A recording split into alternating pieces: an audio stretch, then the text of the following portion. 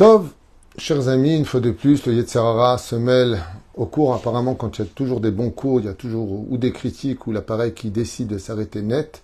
Donc je vais recommencer ce shiur que j'avais très bien commencé. J'espère être à la hauteur de pouvoir vraiment revenir sur chaque mot qui a été dit, qui était pesé et important, en ce jeudi soir, 28 décembre et Yud Zayin du mois de Tevet. Shiur acheté par David Job pour la bat mitzvah de sa fille adorée, Adina Ruth Avital, bat Sandra Aziza Chnini, mamash pour son bonheur, sa réussite sur tous les chemins, qu'elle réussisse avec la Torah et les mitzvot, beaucoup de spiritualité, un bon zivug agun latid lavo, ainsi que pour la protection de leur fils soldat Netanael Yona Ben Sandra Aziza Chnini, que Kadosh Baruch Hu protège tous nos soldats, ainsi que la libération de tous les otages. Il demande aussi pour l'anniversaire de son épouse Sandra, que Kadosh Baruch Hu lui donne une longue vie, santé, bonheur, et qu'elle surmonte avec beaucoup de facilité, que de bonnes nouvelles, Be'ezrat Hashem, l'épreuve d'avoir un fils à l'armée, que Hashem le protège sur tous ses chemins. Donc, Toda Rabba d'avoir acheté ce shiur. Et puis, comme le dira le titre que j'ai déjà fait, mais qui malheureusement a été coupé par mon appareil, un problème technique que nous avons eu, c'est pas la première fois. J'espère être vraiment à la hauteur de pouvoir recommencer ce shiur à écouter, réécouter et réécouter. Le shiur est justement basé sur le fait, par exemple, d'avoir acheté un cours pour la bat mitzvah de sa fille, l'anniversaire de son épouse, la protection de son fils, de nos soldats, de nos otages, Vekol Am Israël, Chai Vekayam. C'est qu'il y a ce que l'on appelle un effort qui est fourni. Quand on prête attention à quelque chose, c'est qu'on lui donne de l'importance. Et ce terme-là aboutit à deux mots qu'on appelle la considération. Et on va parler justement de tenants aboutissants de ces deux mots magiques qui vont être, Bezrat Hashem, la clé de tous les bonheurs, puisque, comme vous le savez tous, nous avons tous besoin de considération. La considération, d'abord, exprime l'existence de l'autre. Ensuite, les besoins de l'autre. Et pour finir, la révélation de l'autre. C'est très important de le constater en psychologie que ce qui tue le plus les relations, qu'elles soient familiales, sociales, professionnelles ou autres, c'est toujours autour du manque de considération. Tu ne m'as pas dit bonjour, tu ne m'as pas appelé, tu ne m'as pas invité, tu ne fais pas attention à ce que je t'avais apporté, et patati et patata. Le fait d'avoir de la considération mènera l'homme toujours à être au rendez-vous des compliments à fournir ou à donner ou à exprimer à toutes les personnes pour lesquelles on considère que Béhémet, ils ont été à la hauteur. Et très souvent, combien même on n'est pas à la hauteur, mais qu'on a tout fait pour y arriver, on est automatiquement dans l'obligation de considérer ce qui est fait. Le Talmud en parle de par lui-même. Par exemple, une femme coud une robe qui lui a été demandée. La robe n'est pas du tout sortie comme celle qu'il a commandée. Elle lui avait bien fait le croquis, elle lui a bien expliqué tout le système. Très bien. Comment ça se passe vis-à-vis de la paye? Est-ce que la personne doit payer la robe qu'elle ne veut pas? Ou est-ce que cette personne est quitte de payer? Le Talmud nous dit, la robe, étant donné qu'elle ne correspond pas aux conditions qu'ils avaient imposées l'un à l'autre, elle ne paie pas la robe. Mais par contre, elle devra payer les heures de travail qui ont été faites pour faire cette robe. Parce qu'on ne peut pas considérer qu'elle a travaillé aussi pour cela. Ce n'est pas dans la halakha que ça se trouve, c'est dans le Talmud, donc on ne peut pas en sortir une halakha à proprement dit. Mais quoi qu'il advienne, d'être considéré permettra à une personne de se relever. Et c'est ce qu'on va constater dans les exemples qu'on va donner maintenant. Alors tout à l'heure, avant qu'on ne soit coupé, j'expliquais qu'un compte rendu assez général de beaucoup de thérapeutes et psychologues professionnels de bien des pays ont constaté que beaucoup de pathologies se développaient à cause de trop de considération ou pas du tout de considération. Par exemple, une personne qui serait atteinte de la pathologie de borderline serait une personne qui aurait pu la développer, hormis ces problèmes qui peuvent être au niveau des neurones problématiques, comme si c'était déjà un peu possédé. Quelqu'un de borderline, Dans le monde de la Torah, on dirait vraiment qu'il est possédé par quelque chose de méchant en lui, quelque chose de très problématique. Ce sont des gens qui ont peur de l'abandon, qui ont peur de la solitude, et qui ont tellement peur de cela qu'ils font tout pour faire fuir les autres en leur disant « Va-t'en, mais reste parce que je ne veux pas te perdre », et qui en arrivent à se mutiler, voire à se retirer la vie. Qu'est-ce qu'ils cherchent dans la vie? De la considération. Et pourquoi? Parce qu'ils n'en ont pas eu quand ils étaient enfants. Très souvent, cela tourne autour de ce problème qui se développe comme une anomalie dans l'éducation de l'enfant quand on manque de considération. Quand on est en compétition avec ses frères et ses sœurs, quand il y en a que pour son frère, que pour sa sœur, ou que pour telle et telle chose. Quand on n'est pas considéré alors qu'on a fait des choses qui méritaient notre regard, on va tomber dans la tristesse qui ouvre la porte à toutes les pathologies de ce monde. Et c'est pour cela qu'il y a des problèmes qui sont neurologiques, qui vont se soigner avec des médicaments chimiques pour remplacer ce qui va manquer au niveau des neurones. Mais prenons un autre cas. Le pervers narcissique, comme je l'expliquais dans l'autre cours qui a été coupé, bon, je vais arrêter de le dire, eh bien, qu'est-ce qui fait d'un enfant un pervers narcissique? 3 choses. La première, le fait d'être formaté par le pervers narcissique parental, qui va formater son enfant à être lui. Donc il va le formater pour qu'il soit son exemple, sa continuité, son héritage. Deuxième point, trop de considération. L'enfant roi, l'enfant à qui on ne refuse rien, l'enfant à qui on dit tu prends tout ce que tu veux, tu rends tout tu veux, tu marches sur qui tu veux. On en fait un pervers narcissique. Troisième cas qui est le plus fréquent, les enfants totalement inconsidérés dans la famille. Le fait de ne pas donner d'amour à nos enfants, encourager nos enfants, le fait de ne pas apporter ce besoin vital de la considération qui exprime que tu es vivant aux yeux de l'autre, parce qu'il te voit, va provoquer chez nous, le pire des désarrois.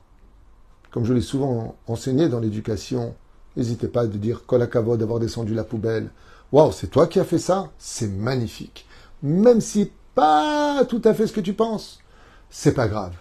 Mieux vaut un peu trop considérer que moins considérer. Trop considérer donne à la limite à celui qui l'écoute l'envie d'atteindre le niveau de son estime, de l'estime qu'on lui porte. Mais pas assez considéré peut le décourager à faire mieux demain.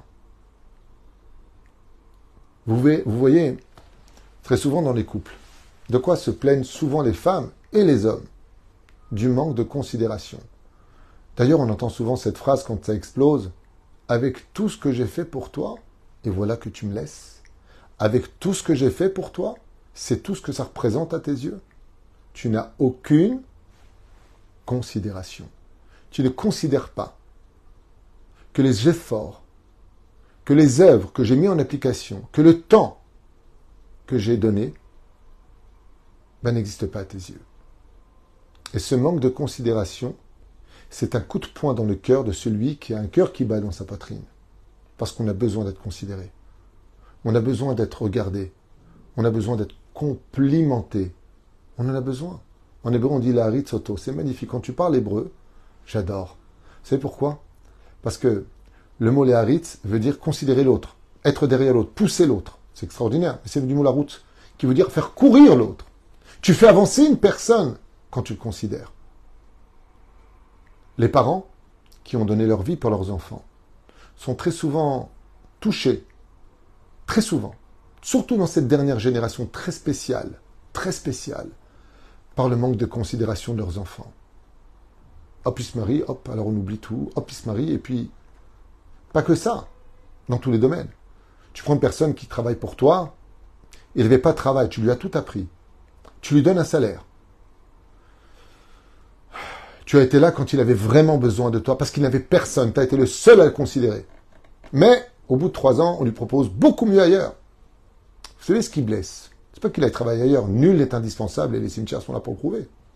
Ce qui est insupportable, c'est le manque de considération. Alors tout ce que j'ai fait pour toi, tu ne le considères pas. Ça n'a pas de valeur à tes yeux. Ça vaut pas un peu plus que le manque à gagner que tu as chez moi par rapport à l'autre. Car moi, j'ai été là pour toi. En d'autres termes, La phrase est claire, le manque de considération assassine celui qui est concerné par ce manque de considération. Comme je vous disais tout à l'heure, nous avons hier soir eu le bonheur, le mérite d'aller dans un camp. Un camp où il y avait à peu près 350 soldats. Certains revenaient de là-bas, d'autres allaient y rentrer. Et puis, avec un travail d'équipe extraordinaire, un DJ exceptionnel, un chanteur sur place, les vidéos circuleront bientôt dans les réseaux pour vous les montrer, pour les faire partager par amour de notre peuple. Eh bien, on leur a fait à lèche, on a fait de la musique, on les a fait danser, on leur a apporté des entrecôtes, parce qu'ils mangent que des petites sardines, ils mangent des boîtes de thon. Il y en a un qui m'a dit que ça faisait 8 jours qu'il n'avait pas enlevé ses chaussures sur le terrain, parce qu'il ne peut pas, pour courir, dès qu'il se repose, on ne sait jamais, il y a un piège, il y a une bombe, il y a quelque chose. Un truc de fou. Et pendant qu'un mangeait son plat avec son entrecôte, pendant cette pause qu'ils ont eue depuis 1 mois, sans s'être reposé une seule seconde, je lui dis, qu'est-ce qui te plaît le plus, la musique, l'entrecôte que tu manges, d'être à la base? Il m'a dit, non, ce que je kiffe le plus, c'est votre considération. Le fait que vous venez nous soutenir. Vous soyez là pour nous. Vous êtes un rave, vous venez dans un camp, vous dansez avec nous, vous avez veillé à ce qu'il y ait de la viande pour tout le monde. Ça nous donne de la force, ça nous donne envie de savoir une chose, qu'on n'est pas seul sur le terrain. Il y a un peuple tout entier qui nous soutient. Et ça, c'est ce qui nous donne la force. C'est sorti hier soir de la bouche d'un gradé commando de l'armée d'Israël, qui n'avait pas de kippa sur la tête. Rien que de vous voir, de nous donner du temps, de nous embrasser, de nous tenir. Merci. Ça, c'est plus qu'un steak, parce que le steak, c'est bon là, ça nous fait du bien, c'est bien, mais on ne l'emporte pas avec soi. Ça finit aux toilettes avec tout respect que je dois à tout le monde. Mais votre considération, d'être venu, de prendre du temps, d'être là pour nous, de danser avec nous, de nous donner de votre temps, le temps est précieux, pour nous dire et nous bénir. Après, j'aurais fait un Dvar Torah et ainsi de suite. Alors, Bezrat Hashem, dans cette situation, envie de tuer des enfants. Mais non, ça faut dire ça au Hamas, monsieur. Je ne veux même pas vous répondre, vous me gâchez mon cours. Il faut dire ça au Hamas, c'est nous, on ne tue pas d'enfants, allez les voir eux. Et la reine Bezrat Hashem, Ishtabbah Vitalesh Molat, Shel HaKadosh Baruch Hu, le fait de considérer nos enfants qui sont là-bas, le fait de considérer Bezrat Hashem par donner du temps, donner de l'investissement, donner de l'amour, ça donne envie de vivre, ça donne envie de se battre. Quand on veut qu'une personne réussisse, il faut lui donner de la considération et lui dire on est avec toi, on t'aime. Vous avez raison, Am Israël Chai Vekayam, Baruch Hashem d'être juif sur notre terre, Shtabar Shemon Lahad. Oufren, j'aimerais vous dire quelque chose de l'autre côté. Vous savez, Lo Alenu Velo Alechem.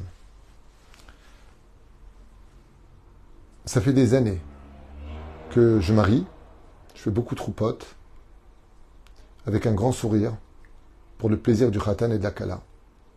Mais il arrive aussi des fois, malheureusement, qu'on m'appelle pour les Nachem Avelim chez l'Oneda.